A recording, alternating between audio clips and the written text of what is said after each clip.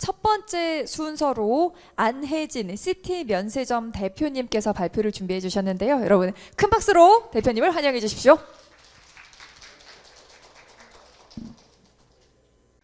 안녕하세요. 시티플러스 그리고 면세점은 시티면세점 대표 안혜진이라고 합니다. 저도 평상시에 그 입찰 때 특허 심사 저희 면세점 특허를 획득해야 면세점을 운영할 수 있거든요. 특허를 따기 위해서 그 많은 평가위원들, 심사평가위원들 앞에서 프레젠테이션을 해봤는데 이렇게 전문적인 여러 다방면의 전문적인 그 역량을 가지신 분 앞에서 PT하는 건 드문 일이라 무척 긴장이 되고요.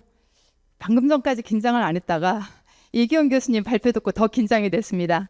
하지만 제 분야에서는 나름 열심히 진정성 가지고 하루하루 열심히 살아가는 그 주체로서 여러분께 준비한 거를 말씀드리고자 합니다.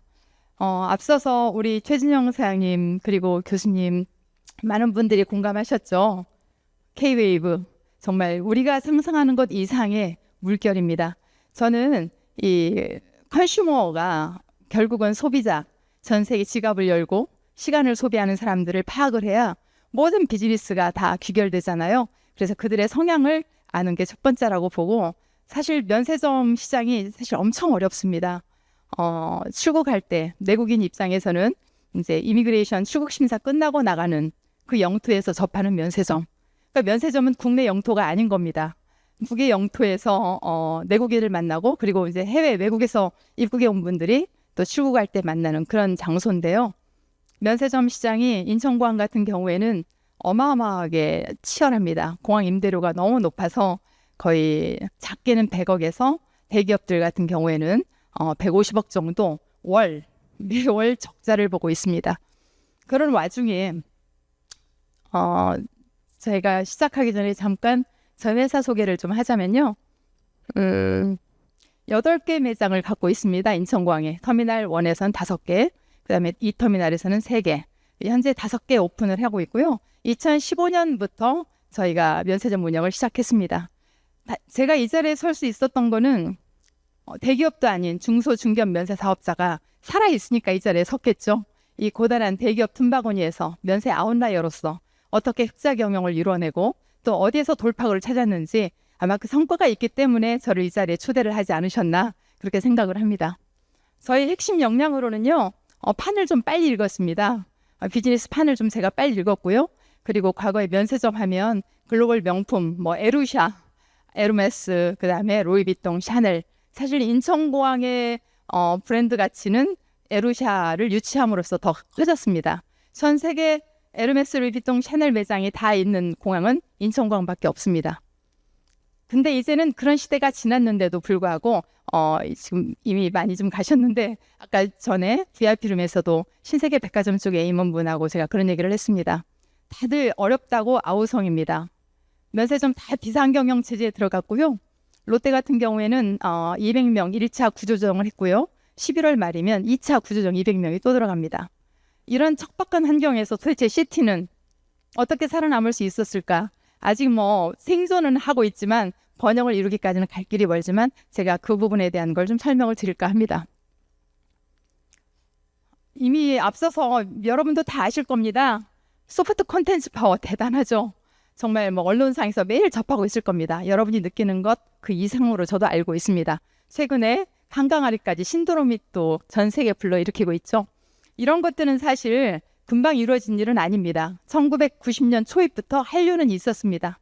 이 K부의 물결이 K-팝, K-드라마, K-무비, 그 다음에 이제 여러 가지 다양한 콘텐츠를 통해서 메이드 인 코리아라는 상품이 알려지기 시작했어요. 그 이유는 좀 이따 제가 설명을 드리겠지만 슈퍼 플랫폼 영향이 더 컸습니다. 다양한 플랫폼을 통해서 전 세계인들에게 빨리 K-커머스 시장까지 확산이 된 거죠. 자, 이로써 최근에 아까 또 로제 아파트 말씀하셨죠. 로제가 만든 소맥 때문에 주류 회사의 주가가 2배 이상 또 넘치고 올라가고 전 세계가 요동치고 있습니다. 이건 신드롬의 그 이상입니다. 짧게 영상 한번 보실까요?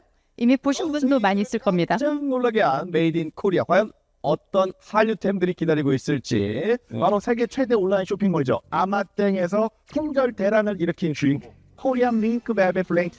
정말 일명 할머니 담요라고 불릴 만큼 우리나라에서는 뭐 한 10,000원 돈 안팎으로 아주 저렴한 가격으로 판매가 되고 있는데 아마땡 쇼핑몰에서는 우리나라 돈으로 8만 원. 8만 원. 네, 거래가 되는데 와 이게 8배 장사.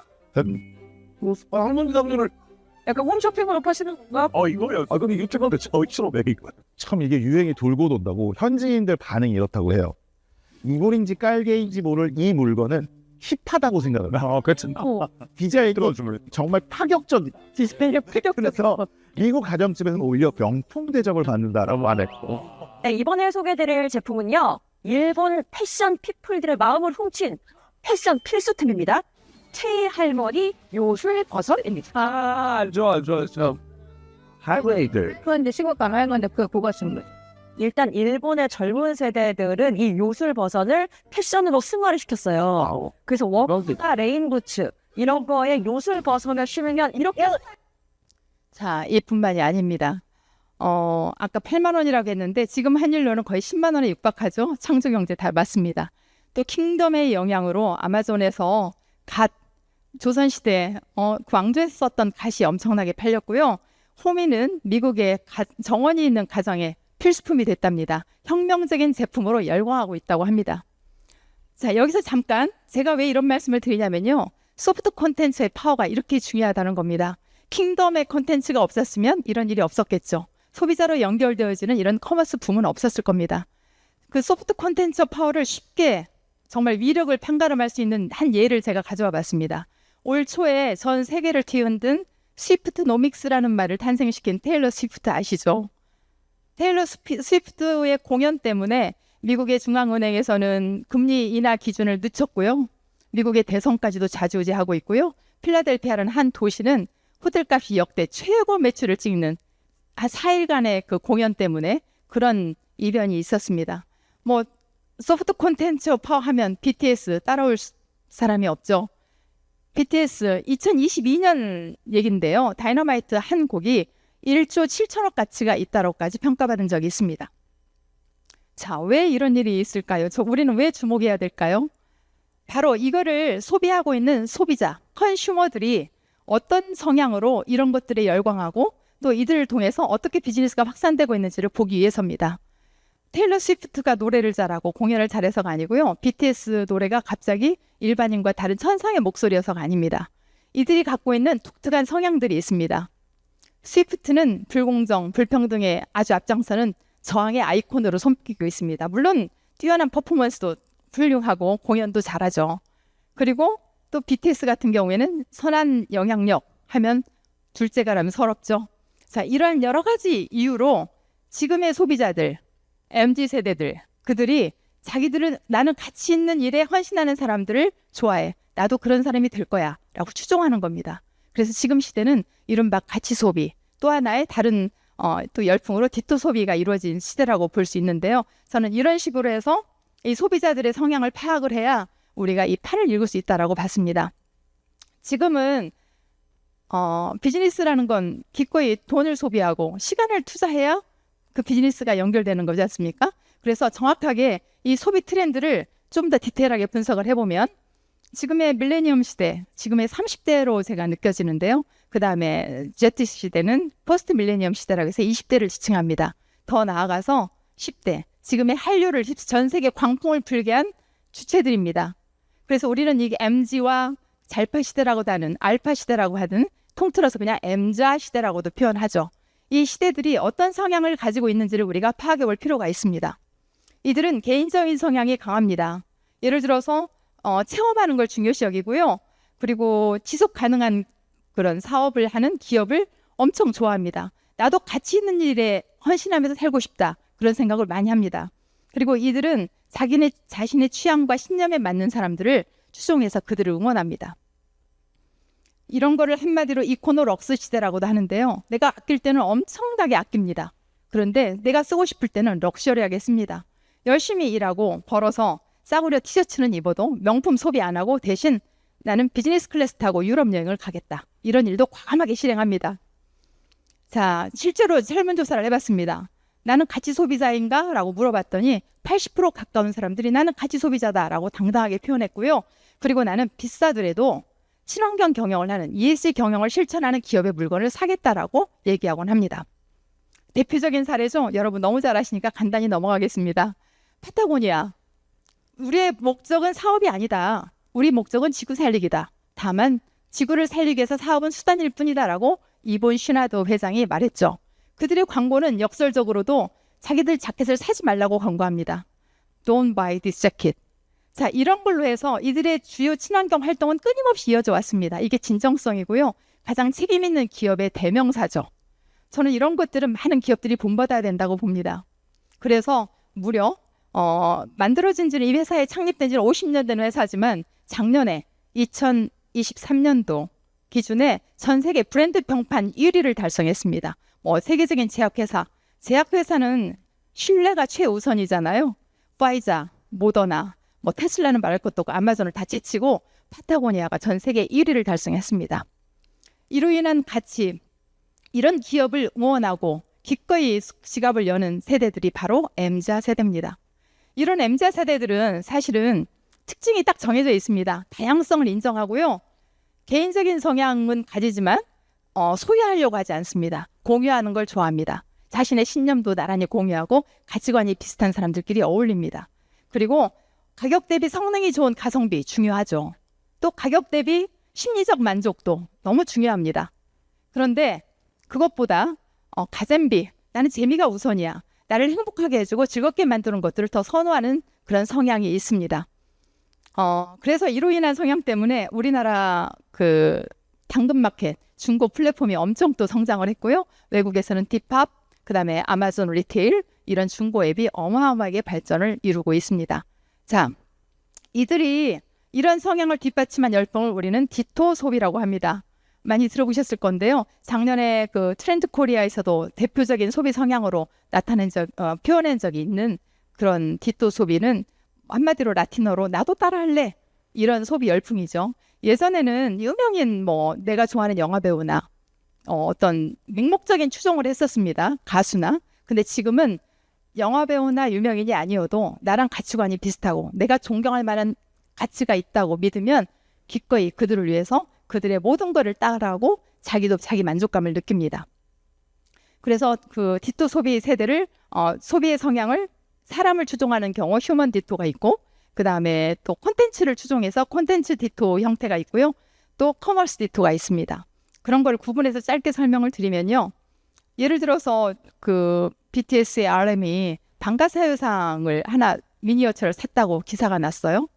그랬더니 미니어처 하나 산 걸 가지고 전 세계가 한국의 방가사유상에 대한 정보가 다 검색 차트 1위에 올랐고요. 품귀 현상이 일어났습니다. 이거는 RM의 선한 영향력을 나도 저 사람을 응원하고 싶고 나도 그렇게 되고 싶어 라는 걸 반영한 소비 형태입니다.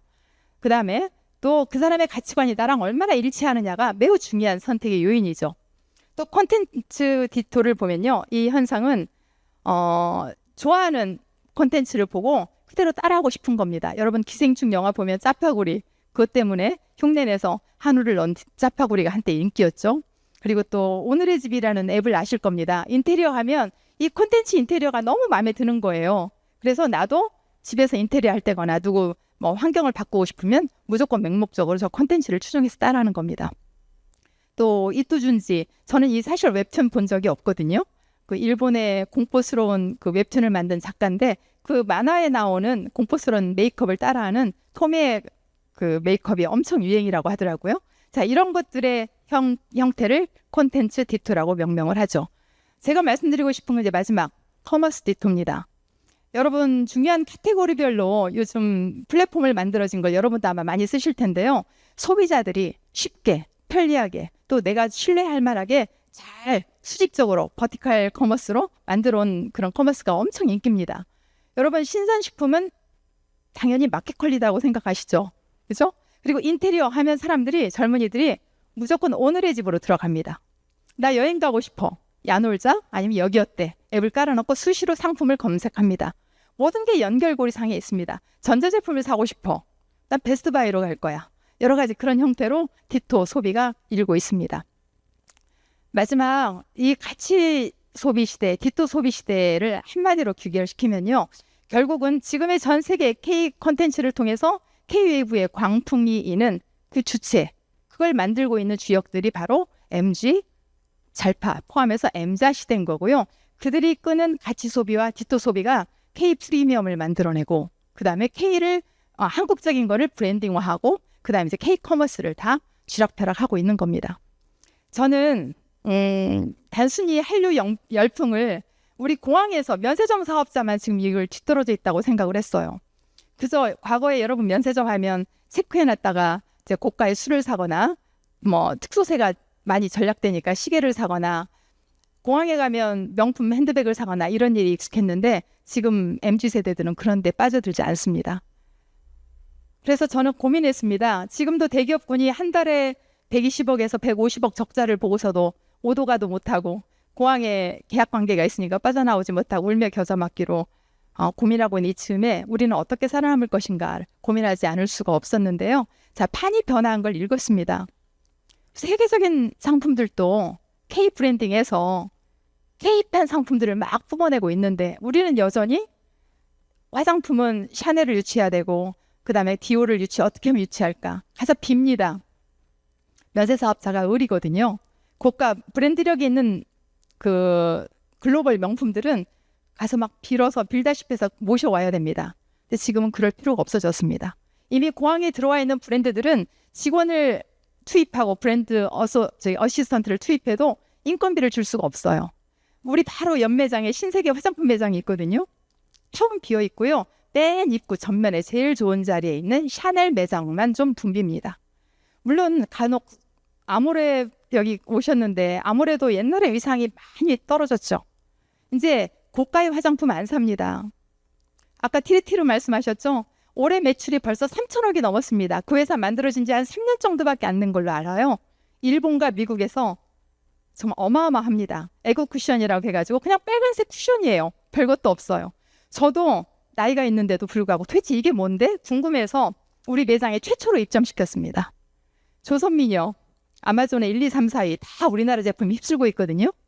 우리 회장님께서 제가 저 올리브영 같은 컨셉으로 하나 체험형 공간을 만들고 싶다. 그래서 한국적인 그런 화장품을 유치해서 명품 화장품 빼고 그런 걸 하고 싶다 그랬더니 그거 장사 되겠습니까? 나랑 내기합시다. 그러시더라고요. 저 오너께서. 심장 떨렸죠. 내기했다 매출 안 나오면 이제 큰일 나는데. 자, 그걸 설명해 드리려고 제가 마지막 이 페이지를 꾸몄습니다. 지금 프링클스, 콜라까지도 전 세계 한류를 입혀서 K판 제품을 쏟아내고 있는 현실이고요. 공항은 공항 이전에 제가 먼저 말씀드리게 롯데 면세점도 긴자 면세점을 철수하기 직전까지 왔습니다. 2016년에 입점했다가 폭망했어요. 어마어마한 적자를 보고 있습니다. 그런데 긴자 면세점을 K컬처의 장으로 다 탈바꿈시켰습니다. 그 나영석 PD가 속해 있는 그 에그이즈 커밍이라는 콘텐츠 제작사 아시죠? 거기랑 협업해서 K컬처를 담은 공간으로 면세점을 바꿨어요. 이제 K컬처, K웨이브 없이는 어떤 커머스 시장이 움직이지 않는 거예요. 그리고 일본의 내국인까지 흡수하려고 듀티프리, 사전 면세점 말고 사후 면세점까지도 같은 게 하이브리드 전략으로 이걸 만들었습니다. 우리나라 코엑스도 마찬가지입니다. 코엑스도 K타운 포유라고 해서 4계층을 전부 다 팝업으로 구성했어요. 여기 보면 아이돌 훈련 양성소 같은 아카데미도 있고요. 그 다음에 우리나라 한류적인 한국적인 걸 가미하는 여러 가지 굿즈를 파는 팝업 스토어도 있습니다. 자, 이렇게 K웨이브가 접목되지 않는 상업의 푸는 고객이 오질 않는 겁니다. 저희 회사는 공항에만 있습니다. 공항에 8개 매장이 있고요. 또 김해공항도 도전했다가 입국장에 애석하게도 코로나 때 저희가 많은 힘든 시기를 겪어서 애석하게 이제 심사 때 좀 부진한 부분이 있어서 떨어지긴 했지만 인천공항 8개 매장에서 나는 뭘 할 수 있을 것인가를 고민했습니다. 공항하면 그 알랭드 보통이 그런 얘기를 했어요. 가장 현대문화의 상상력이 넘쳐나는 곳이다. 그 중심이다. 사실 요즘 공항은 글로벌 리딩 공항을 꿈꾸는 세계적인 공항들이 막 열정적으로 경쟁하고 있습니다. 싱가포르 창이 가보셨죠? 창이공항 보면 세계적인 그 가장 큰 최대 워터폴 폭포가 있잖아요. 프랑스 오면서 그 얘기 했는데 우리 직원들이랑 오면서 저 처음 알았어요. 파리의 샤를드공 공항 가면 피카소의 그림, 진품을 볼 수 있답니다. 고객을 공항으로 끌어들이려고 하는 거예요. 문화적인 거를 창출하려고 하는 공간으로 탈바꿈하는 겁니다. 그래서 세계적인 뭐 환승객 유치도, 그러니까 비항공 수익을 늘리려고 그런 발버둥을 치는 겁니다.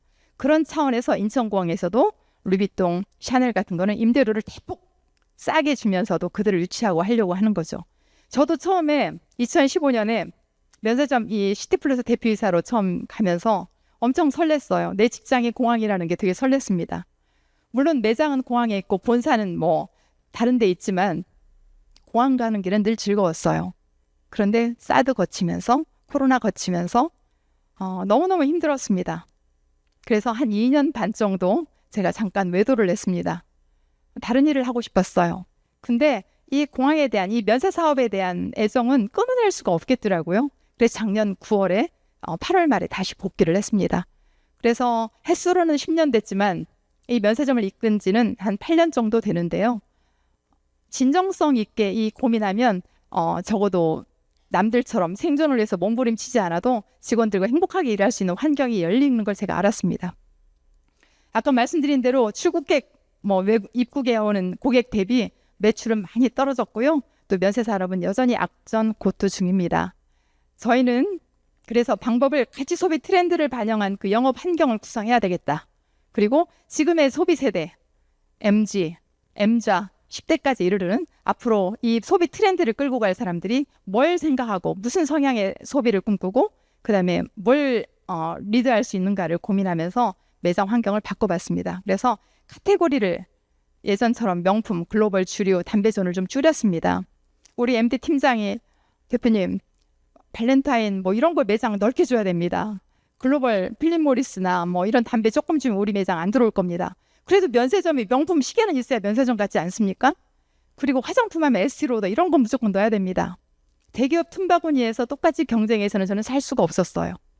그래서 비전문가지만 우리는 우리대로 승부를 하자. 그래서 식품존, 아까 푸드테크 교수님 말씀대로 이제는 이 사업의 규모가 비교 불가능 가장 어마어마한 영역이라고 저도 생각하고 있습니다. 그래서 우리 카테고리 시티하면 K푸드의 전문적 영역을 하나는 갖추자. 그래서 K푸드 카테고리 영역을 크게 넓혔습니다. 그리고 뷰티? 옛날에 제가 아모레 유치하고 싶어서 우리 그 회장님까지 찾아뵙고 막 빌었던 적이 있습니다. 한국관광공사가 운영했던 면세점이었는데도 있었어요, 우리 매장에. 근데 이제 우리가 중소중견 최초의 사업자로 2015년에 진출했는데 나가겠다는 거예요, 아모레가. 있었는데 한국관광공사 운영했던 매장에. 그래서 제가 우리 서 회장님 찾아뵌 적이 있습니다. 매달렸어요. 나중에 안 되겠길래 압박했습니다. 중소기업 이렇게 무시하시면 대기업으로서 평판이 좋지 않을 텐데요라고. 그래서 모셔왔어요. 왜 그랬냐면 아모레가 에스티로더나 랑콤이나 디올 없으면 안 들어가겠다고 하더라고요. 네이버가 중요하니까. 근데 또 그들은 한국에 니네 대표 브랜드를 아모레도 안 들어오는 매장에 내가 왜 있어? 이런 식인 거예요. 그래서 결국은 모두 다 유치했는데요. 지금은 아모레 들어온다고 해도 죄송하지만 제가 안 받습니다. 왜? 소비자들이 바뀌었거든요. 그래서 아모레도 다양한 카테고리, 다양한 브랜드가 있죠. 그때 제가 이제 아모레라고 말씀드린 건 설화수를 얘기하는 건데요. 경쟁력 있는 브랜드, 저도 지금 라네즈나 젊은 취향이라고 평가받던 제품들 많이 씁니다. 그런 세상이 바뀐 걸 알고 지금은 제가 올리브영 CJ도 만났어요. 우리 매장에 올리브영처럼 좀 꾸며주세요. 버티컬 커머스처럼 우리 매장 하나는 그렇게 갖고 싶어요. 소비자들이 체험하기를 즐겨하니까 체험형 매장으로 하나만 만들어주세요. 거절했어요. 랜드사이드에 우리 올리브영 100몇 평이 있는데 니네 매장에 조그마한 매장 가서 별로 하고 싶지 않아 라고 CJ한테 거절당했습니다. 그래서 한번 내가 해보자. 우리 MD들 엄청 고생했어요. 용기 우리 오너께서 그거 되나 안 되나 나랑 내기합시다. 그 말은 이거 안 되면 너 나가야 돼 라는 말이잖아요. 돌려서 말하면. 근데 제가 그냥 했습니다. 까짓것 10평 매출 안 나오면 뭐 어때? 그 매장에서 3주 만에 1억이 넘는 매출을 달성시켰고요. 9월에는 11억 불. 저희가 이제 수출하는 거나 다른 달러 계산하니까 지난 10월 오늘 회의 때 들은 예고는 15만 불. 그러면 거의 2억 가까운 10평에서 매출을 일으킨 겁니다. 거기는 새로 경쟁할 만한 브랜드들을 나도 아모레 설화수가 되고 싶다. 그걸 꿈꾸는 브랜드들이 있어요. 그런 걸 찾아서 발굴해서 넣은 겁니다. 그래서 우리가 그 매장을 코리안 코스메틱 하고 시티를 따서 코코시티 매장이라고 저희는 부릅니다. 혹시 인천공항 출고 가실 때 한번 들러주시면 고맙겠습니다. 이런 편집 매장을 통해서 저희가 열심히 노력했습니다. 그리고 쇼핑 고수들, 유통기한 임박한 것들은 면세점은 다 멸각시켜야 됩니다. 면세품은 밖으로 뺄 수가 없습니다. 근데 애써 팔다가 멸각시키고 폐기하면 환경적 이슈도 있잖아요. 그러면 자, 소비자한테 이걸 알리고 유통기한이 임박했으니 이걸 저렴하게 사갈 분은 사가세요. 요즘 MD 세대들은 엄청 좋아합니다. 80%까지 할인해서 팝니다. 저는 폐기하고 멸각시키는 게 훨씬 저희도 이익입니다. 원가 미만이지만 이런 조닝을 따로 구성했습니다. 그리고 월마트의 베러굿즈 상품을 벤치마킹했어요. 그래서 한국적 약과라든가 그다음에 그 정과, 호두 정과 이런 것들을 저희만의 상품으로 단독으로 저희가 개발해서 출시를 합니다. 그리고 파타고니아 사례, 기업이 책임 있는 기업으로 거듭나지 않으면 절대 소비자들이 가치 소비를 추구하는 고객들이 우리 매장을 찾아오지 않을 거라는 걸 저는 압니다. 우리가 솔선하자. 그래서 직원들을 위한 인센티브는 당연하고요. 3개월마다 한 번씩 저희는 인센티브를 줍니다. 우리 직원들 지금 둘이나 앉아있는데 제가 거짓말을 할 수는 없죠. 제 꿈이 연봉보다 더 많은 인센티브를 3개월마다 한 번씩 받게 하는 게 제 꿈입니다. 그리고 가치 소비를 열심히 ESG 경영을 선도해서 CT ESG 위원회를 만들어서요. 자율적으로 뭐 화석연료 줄이기 행사라든가 퍼포먼스에 참여하게 합니다. 그런 프라이드가 있어야 CT 배지를 달고 다닐 때 내가 CT 면세점 근무하는 사람이야 라는 자긍심이 있어야 고객들이 찾아올 거 아니겠습니까? 이런 생각을 하면서 직원들하고 열심히 일하고 있습니다. 자, 그런 사례를 또 많이 있는데 몇 가지만 제가 넣으면 지구의 날 같은 경우에도 우리 마케팅팀에서 제가 시키지 않았는데 이런 얘기 제안한 적도 없는데 우리 아이스깨비, 도깨비 뿔을 뺐는데요. 아이스깨비가 CT 캐릭터거든요. 세이브 얼스라고 해서 이 지구의 날에는 고객들을 위한 증정 이벤트를 합니다. 그리고 또 아까 저출산 문제 심각하죠? 이런 사회적 이슈에 우리도 공감해서 함께 가자. 이런 차원에서 다둥이 자녀를 동반하고 온 고객들한테는 저희가 특별히 준비한 선물들도 증정하고 있고요. 그래서 생존 전략을 나름대로 끊임없이 고민하고 열심히 하고 있습니다. 첫 번째 트렌드 당연히 읽어야 되죠. 그리고 미래를 향한 신한류. 그냥 단순히 과거 한 3, 40년 이어져서 꾸준히 왔던 한류가 아니라 지금 인식 자체를 바꿔야 되는구나. 이 변화, 우리가 BTS 시대를 살았었어 라고 말했던 그 시절이 과거가 아니라 현재였던 시절로 이어가야 된다. 유럽에서 축구로 뛰고 있는 우리는 손흥민 시대를 살고 있다라고 열광하죠. 그런 것처럼 아까 우리 교수님 말씀하신 대로 한 사람의 소수가 한 명의 이상주의자가 세상을 바꾼다고 저는 믿습니다. 너무 공감하고 있고요. 그런 부분에 있어서 그런 사람들이 있어야 신한류가 다시 이 지속 가능한 한류가 언제까지 될지는 모르겠습니다. 저는 전문가가 아니니까 10년이 될지 앞으로 또 이어질지. 근데 이 시대가 더 길게 더 활성화되기를 바라는 마음입니다. 그래서 저는 K컬처를 담은 한국의 멋, 이게 약간 K 힙하다라는 용어하고 일맥상통하는데요. 한국의 멋이 담긴 K 힙한 제품들을 많이 만들고 그다음에 K푸드, 정말 테크로 접목된 최고의 푸드테크를 접목한 그런 한국의 맛을 담긴 그런 상품들을 개발해내서 세계인의 입맛을 사로잡고 그다음에 한국의 정, 콘텐츠를 통해서 여러 가지 정 이런 건 외국어로 표현할 길이 없다고들 하잖아요. 또 우리라는 개념, 또 해압, 풍류 그들을 말로 표현하기 어려운 이런 정서를 담아서 우리가 열심히 하면 과거에 1등했던 글로벌 면세 산업이 전 세계 1등이었습니다. 저희가 한 25조 산업인데요. 저희 총 면세 산업 총 규모가 지금은 약 17조 정도 합니다. 과거에 그 스위스 회사 듀프리, 그다음에 미국의 DFS 그런 회사를 다 제치고 우리나라가 롯데 신라가 1등을 했었어요. 근데 지금은 떨어져서 5위, 6위 정도 합니다. CDFG가 작년까지 1등을 했죠. 중국은 정부 회사니까 공격적으로 밉니다. 그런데 열심히 저희 같이 아웃라이어라도 열심히 물밑에서 노력하다 보면 아마도 생존을 넘어서 다시 1위를 탈환하지 않을까 이런 생각을 하고 있습니다. 이거 마지막으로 이제 저희 매장 전경입니다. 8개 매장 중에 하나 매장 전경인데요. 자세히 보시면 이 블랙 파사드가요. 기와입니다. 저는 우리 직원의 공을 그냥 단순히 괜찮은데? 하고 그냥 관심 없었는데요. 인천공항공사 그 갑인 그들이 엄청 칭찬했어요. 샤넬 매장보다 잘 빠졌다. 근데 나중에 알고 보니까 고객들이 사진을 찍어가는 거예요. 이게 블랙 기와 한국적인 거라고. 그래서 저도 뿌듯한 감정을 느낍니다. 그래서 보다 이런 추세에 발맞춰서 열심히 공항에서 내국인과 그 공항이라는 장소가 뭐 세계적인 국가와 국가를 잇는 관문이잖아요. 이제는 문화의 또 창구이기도 하고 그런 곳에서 많은 내국인 외국인들을 웃는 낯으로 맞이하면서 직원들과 열심히 일하고 있습니다. 이상입니다.